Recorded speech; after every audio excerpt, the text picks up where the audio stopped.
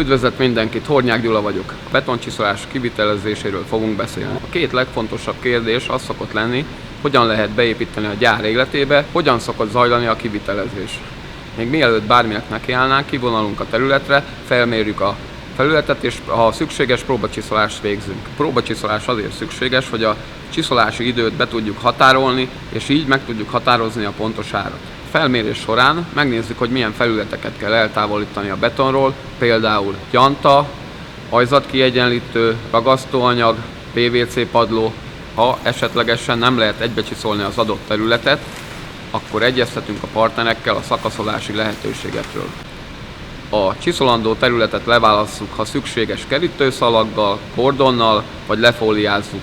Így zavartalanul tud folyni a munka körülöttünk. A betoncsiszolás közben minimális ajzati por keletkezik, ami egyáltalán nem káros az emberi szervezetre. A kivitelezést azt tudja lassítani, ha a csiszolandó területen átjáró forgalom van. Nekünk az a legjobb, ha az a terület teljesen ki van ültetve és le van választva a gyár életéből.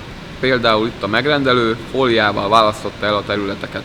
A betonnál előforduló hibákra, gondolok a dübeljukakra, repedésekre, dilatációs problémákra, kitörésekre, tűjukakra, ezeket nagyon szépen ki tudjuk javítani a betonon, illetve síkra tudjuk csiszolni vele.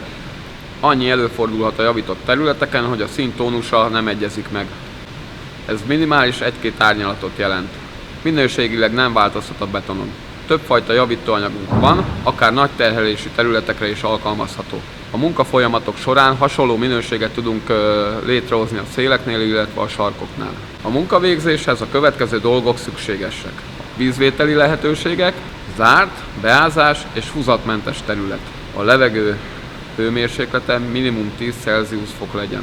Az ajzat hőmérséklete minimum 5 Celsius fokos legyen. A gépekhez szükséges áramvételi lehetőség, ami a munkavégzéstől nincs messzebb, mint 50 méter. Minimális áramigény 230 volt, 400 volt, 3x32 amper. A munkaterület megközelítéséhez megfelelő út. A keletkező szemét elszállításáról a megrendelő gondoskodik. Aladin. Tiszta alapokon.